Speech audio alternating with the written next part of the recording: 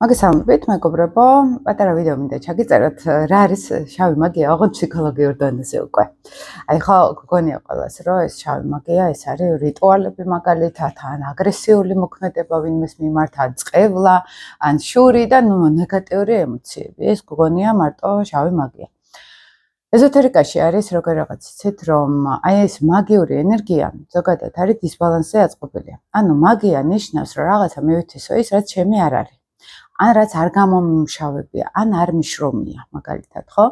აი მაგიური ენერგეტიკა, შავ-მაგიური, ძალიან გავს აი ქურდის ენერგეტიკას, ხო? ანუ მივითვისო ის, რაც ჩემი არ არის.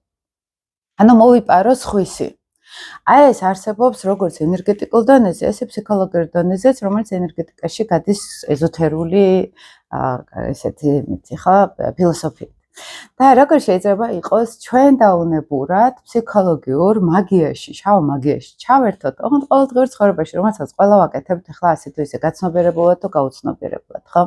აი მაგალითად, ნუ შეათ გვაქვს ხოლმე ასტროლოგიაში ამის კომბინაციები, როდესაც ნუ გამოკვეთილად შეიძლება ეს ენერგია იყოს, ახლა რესურსებზე როცა არის, ფსიქოლოგიურ ენერგიაზე როცა არის საუბარი, თევზების არქეტიპს რო ეძახით, მორიელის არქეტიპი, მაგალითად კირჩხიბის და ესე წყლის ნიშნებს უფრო ახასიათებთ, თუმცა კუროს საკმაოდ ესეთი მაგიურ ენერგეტიკასთან არის ჩვენთან კავშირში.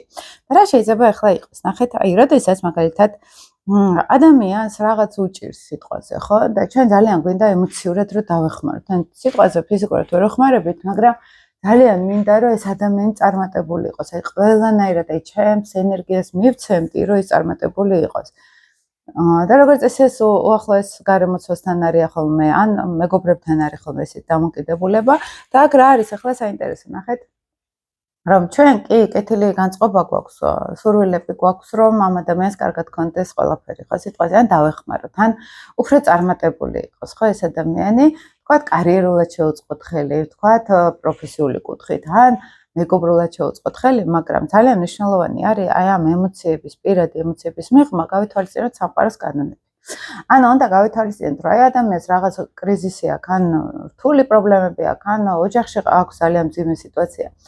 უნდა გავითვალისწინოთ ის, რომ ეს ენერგია, რაც მის გარშემო არის, გარკვეულწილად აი ეს აუცილებელია მისთვის, ხო? ანუ ან ჩვენც, როდესაც რთულ სიტუაციაში ვართ და აი სადღაც გული გვტკივა, რომ არ გვეხმარებიან სიტყვაზე, ან გვერდში არ გვიდგანან, ხო?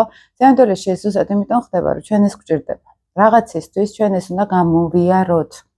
და როდესაც მე მაგალითად მინდა ადამიანს ავეხმარო ემოციურად, აი ყველანაირად იქ ეკლესიაში წავალ და ყველაზე კარგი გზაა ხათიშვილის ეკლესიაში, ანუ გადავაბაროთ იქ მთავარანგელოზებს, ესე რომ ვთქვათ, ანუ ზეციერ ძალებს დახმარების თხოვნა, ეს ყველაზე სუფთა გზა არის იდეაში, მაგრამ აი ძალიან გვინდოდეს დახმარება, ეს არის უკვე შავი მაგია, იმ კუთხით, რომ ჩვენ ვაძლევთ ამ ადამიანს უკვე ჩვენ ენერგიას, ან ადამიანებს.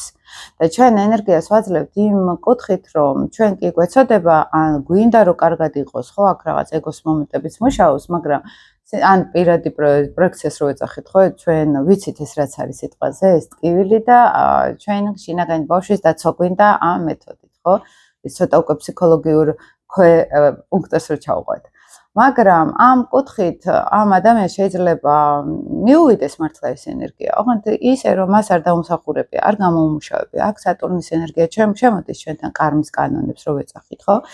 და ნებისმიერი პროფესიული წარმატების კუთხითაც, ხო, უნდა იყოს ადამიანი ავთენტური თავის სფეროში. ავთენტურობა ნიშნავს, რომ მე ეს უნდა გამოვიმუშაო, მე ეს უნდა დავიმსახურო სამყაროსგან. რაშიც ვარ, როგორც ვარ, აქ უნდა მე ვიშრომო. ვიშრომო შეიძლება რაღაც ძიმე გამოცდილებები მივიღო, ვიმუშაო, ჩემ ეგოზე ვიმუშაო, ხო? აი სამყარო რაღაც სიგნალებს მიგზავნის, მე გავიგო ეს და ამით უნდა განვითარდე, რომ ეს მესმოდეს ეს სიგნალები, ხო? ახლა მე თუ არა მაქვს შინაგანი გაცნობიერება მაღალ დონეზე და იმიტომ არ მაქვს რომ არ დამჭირვებია სიტყვაზე, ხო? არ მიშრომია ამისთვის.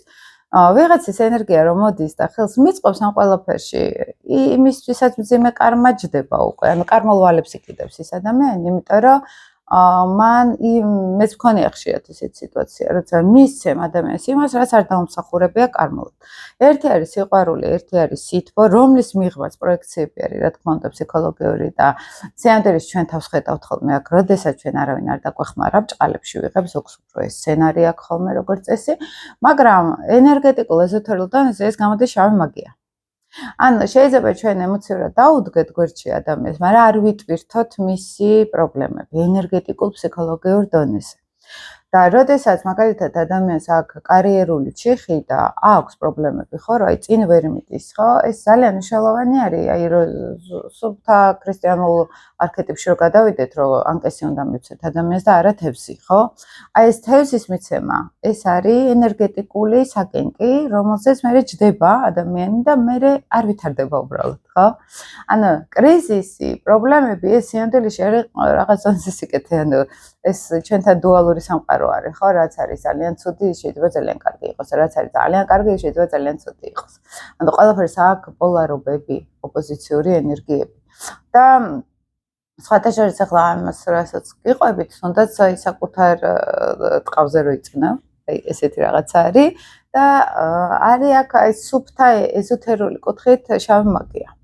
რომ მე ვაძლევ ენერგიას ადამიანს, ის ჯდება ჩემზე, ან მე ვიღებ სხვის ენერგიას და მე ვჯდები მის ენერგიაზე, მაგალითად ადამიანი, რომელიც ლიცინის და მის გარშემო უნდათ იყვნენ, ხო, რომ იქ კარგი ენერგია არის, მაგრამ თვითონ არ იცინიან. ეხლა ძალიან პრიმიტიულ დონეზე რო აგიხსნათ. თვითონ დამწუხრებულები არიან, მაგრამ იზიდავთ იქ სითბო, მაგრამ თვითონ არ უნდათ აწარმოონ ეს სითბო, ხო? აი ეს უკვე რაღაც შავმაგიური ენერგეტიკა არის. ანუ მაგ დროს ადამიანს, რომელიც უფრო მხიარულად არის, ვეტყოდი, რომ შენ წადი უფრო მხიარულ ადამიანებთან, ხო? და იქ თანასწორობაში მოხვალ. ხო, ანუ როდესაც შენ იხსნები და იქიდან საპასუხოს იღებ. მაგრამ შენ თუ სულ იყიმი, სულ კარგ ხასიათზე ხარ და იქიდან სულ შენ ენერგიაზე ჯდებიან, ეს შავი მაგია. და არაცნობიერ დონეზე პარაზიტული ენერგია არის ეზოთერული კუთხით და ამავე დროულად ძალიან ისეთ ყოველდღიურ ცხოვრებაში რო აგიხსნათ. და პლუს ნენელა იფიტება ეს ადამიანი. მე შეიძლება აიღოთ, ვისაც აქვს დახლილობა ქრონიკული, არ უნდათ ადამიანებთან ურთიერთობა სიტყვაზე, იღლებიან ყველაფრისგან, იმიტომ რომ არიან უთანასწორო ურთიერთობაში. აი თუნდაც პირად კონსულტაციებზე რომ მოდიან და აქვთ ეს ქრონიკული დახლილობა, ხო? არაცნობიერად აძლევენ სხვებს თავის ენერგიას და იფიტებიან ამიტომ. ანუ აქ როგორ რაღაც არის, მე აღარ ვაწარმოებ ენერგიას რაღაც დონეზე, ზოგს ეს ემართება, იმიტომ რომ აზრი არ აქვს, იმიტომ რომ მე თუ ისევ გავცოცხლდი, ისევ ენერგიული გავხდი, ისევ პარაზიტებს მივიზიდავ, ანუ ისევ უთანასწორო ურთიერთობაში შევთვალე. ისინი შეიძლება ძალიან კარგები არიან, მაგრამ ამ ენერგეტიკასთან არ მიდის, ხო, ჰარმონია. ამიტომ როგორც კი არათანაბარ ენერგეტიკულ ველში შევდივართ, უთანასწორო ურთიერთობაში. მეგობარი იქნება, პარტნიორული ურთიერთობა იქნება, დედაშვილორი იქნება, თუნდაც აქ არის უკვე ერთი ხდება პარაზიტი, მეორე დონორს რო ეძახიან, ხო? და ეს ძალიან სერიოზული პრობლემა არის. აი ეს ენერგეტიკული დისბალანსი, ეს არის მაგიური ენერგია ზოგადად, აღარ ისეთი ფარულად, რომ არც ჩანს. ვერავინ ამას ვერ ხედავს, არც აგრესია არის, აქ არც ომია, არც ჩხუბი არის, არც წყევლა არ არის, ხო, არც რიტუალები არ არის, მაგრამ ჩვეულებრივად ვართ უთანასწორო ურთიერთობაში. აი თუ არის ცოტა ისეთი მოწყენილი ადამიანი, დრამატული, უნდა იყოს ესეთ ადამიანებთან და იქ არის ბალანსი, თანასწორობა. და როდესაც არის პოზიტიურ ენერგიასთან მიზიდულობა, ხო, ეს მას იმის ხარჯზე უნდა ეს პოზიტივი შეივსოს, მაგრამ თვითონ არ უნდა ენერგია აწარმოოს, რომ ნენელა გაცოცხლდეს, ნენელა ესეთი გახდეს, ხო? და ჩვენ თუ უბრალოდ აი ამ ღიმილით მუდმივად, ოღონდ ეს ერთჯერადად არ გულისხმობ, მუდმივად ვაძლევთ ამ ენერგიას, ხო? მას აღარ სჭირდება თვითონ განავითაროს ეს ენერგია, აი არის გვერდზე, რომელიც გამხიარულებს, ესე ვთქვათ, ხო? იმისგან მიიღებს პოზიტივს. ოღონდ ის, ვინც პოზიტივში არის, ის ნენელა გამოიფიტება და იღლება და მთელი მისი რესურსები წავა ამ ყველაფერს. იმიტომ რომ არაცნობიერად ახლა როდესაც აი ადამიანი, რომელიც მძიმედ არის და ვიღაცა არის ბევრად უფრო სუბუქად, ხო? არაცნობიერი აგრესია მიდის ამ ადამიანის მიმართ. ანუ ქვეცნობიერ დონეზე ჩვენ როდესაც არ ვართ იქ, სადაც გვინდა რომ ვიყოთ და მეორე მხარეში ამას ხედავთ, არაცნობიერ დონეზე ჩვენ ნეგატიური აგრესიული ფონი შეიძლება გქონდეს. ახლა აქ ადამიანსაც გაჩნია ეს, მაგრამ ქვეცნობიერი აგრესია რომ რატო ხარ შენ ისეთი, როგორც მე არ შემიძლია რომ ვიყო. და ქვეცნობიერი ეს უთანასწორობა ყოველთვის მე აგრესიას აჩენს, არაცნობიერ დონეზე აგრესიას აჩენს.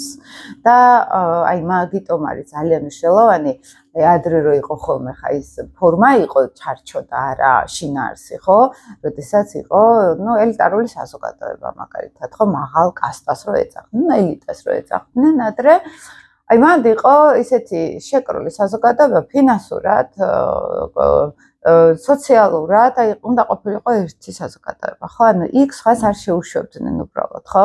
რო არ ყოფილიყო ზუსტად ეს ენერგეტიკული დისბალანსი, ხო? და აქ ჩარჩო იყო და შინაარსი არ იყო, აქ შინაგანად ბევრი არ იყო ესეთი, ხო? იყვნენ უბრალოდ აი ამ რაღაც დასწავლილ წესებში და ჰქონდათ ის სოციალური სტატუსიც უფრო მემკვიდრეობით, ვიდრე პირადი დამსახურებებით.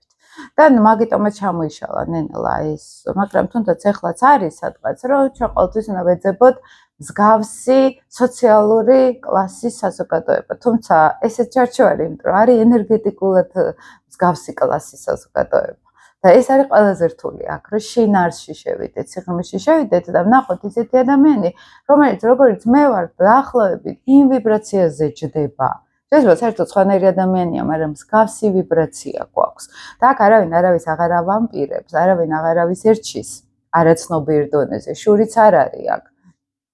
აგრესიაც არ არის, არის თანასწორობა და აქ ენერგიით უფრო ივსებიან ურთიერთობაში ესეთი ადამიანები და არა იფიტებიან. ერთი იფიტება, მეორე ივსება, ხო? ეს არის უკვე უთანასწორო ურთიერთობა და ეს არის უკვე მაგია. რასაც ვეძახით, ხო? ენერგეტიკულ დაბინძურებას ვეძახით, ანუ ერთის ხარჯზე, ანუ ერთი სადღაც სხვა სიხშირეზე დგას, მაღალ ვიბრაციაზე, ერთი ყოველთვის ეგრე უნდა იყოს, ვიღაცა მაღლა უნდა იყოს და ვიღაცა ძალიან უთანასწორობა ეს არის, ხო? ვიღაცა ძალიან დაბლა არის და ეს ცდილობს, რომ ის წამოიყვანოს და ეს როგორც წესი, ეს ვერ ხერხდება, ეს წამოყვანა ზურგით, ხო? ანუ ხერხდება ოღონდ შეძგვანელებს, ნელა გვფიტავს. ანუ ეს სიმძიმე წარმოგიდგენთ თაზე რომ ავდიოდეთ და ზურგჩანთით ვათრევდეთ ძალიან მძიმე ქვებს. ეს ხო უფრო დაგხვლის და ვეღარ ავალთ იქ, ხო? და მე ისე გამოგვფიტავს ეს ქვები, რომ საერთოდ გავჩერდებით. აი ესეთი რაღაც არის უთანასწორო ურთიერთობა. ძალიან ხშირად ახლა პირად რუკაში ჩანს ხოლმე ამის მანიშნებლები და მან განსაკუთრებით მე ვამახვილებ ხოლმე პირად კონსულტაციებზე ყურადღებას, იმიტომ რომ ხედავ ხოლმე რომ ზოგჯერ ეს მთელი პრობლემები შეიძლება ეს არის და უბრალოდ ის ხალხი უნდა დისტანცირებაში ყავდეს ადამიანს, რომელთანაც გრძნობს ამ უთანასწორობას და ენერგეტიკულ ემოციური კავშირები უნდა ჩატეხოს და აქაც არის ცალკე მეთოდოლოგია თქვა. როგორ შეიძლება ეს გავაკეთოთ? ან რატო ვერ ვაკეთებთ? მანდაც არის მთელი პრობლემები ხოლმე.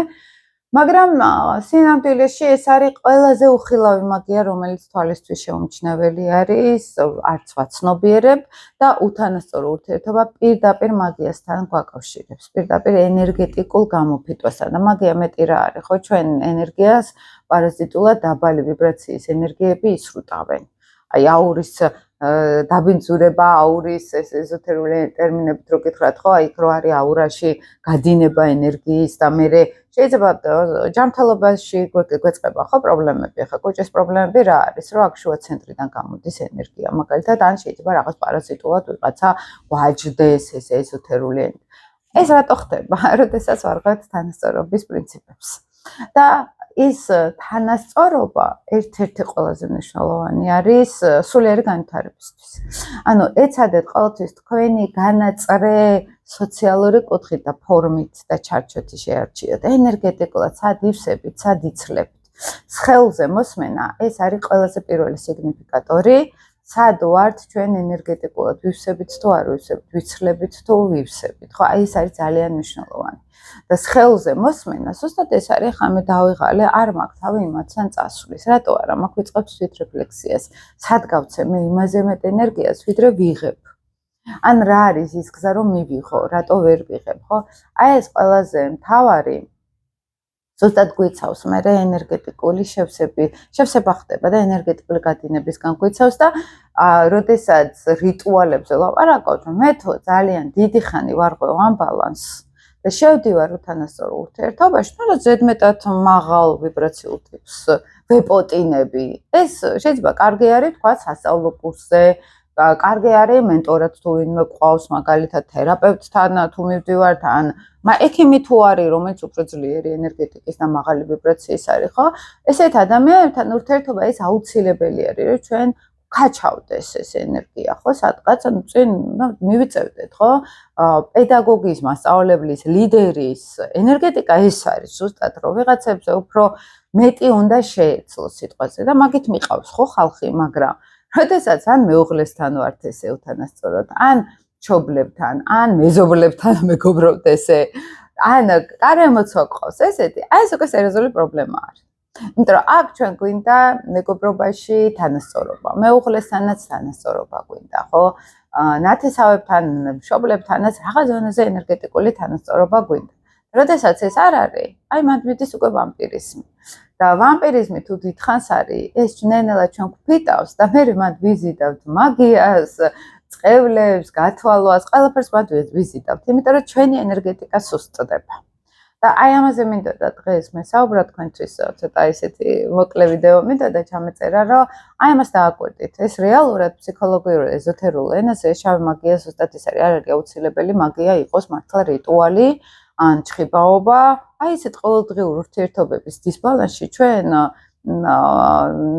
მაგიას ვეწევით, ხო? ვიღაცას უსურვოთ რაღაცას ასწავლი, რომელსაც არ დამსახურებია, არ არის ახლა იქ მაგალითად, ხო? ან აღარო, აი ბედნიერი იყოს, არ ეკუთვნის შეიძლება მას ახლა ეს ბედნიერება უფრო დახუპავს და სამყარო უკეთესად იცის, ხო, სადღაც და მე შეიძლება მინდოდეს, მაგრამ ისიც მესმოდეს, რომ მე არანაირ სურვილებს არ გავგზავნე, არანაირ ენერგიას არ მივცემ, აი სამყაროს გადავაპარებ, აი ეკლესიური რიტუალი ეს ერთ-ერთი ყველაზე სწორი არის. მაგ კუთხით რომ თავარანგელოსებს ვაბარებთ და არ ვერევთ, ხო, ამ პროცესებში.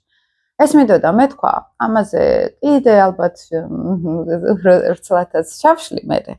და მოკლედ ველოდები ხოლმე თქვენგან კომენტარებს და ლაიქებს თუ მოგწონთ ეს ვიდეო, თუ კითხვები გაქვთ ხოლმე და წარმატებებს გისურვებთ.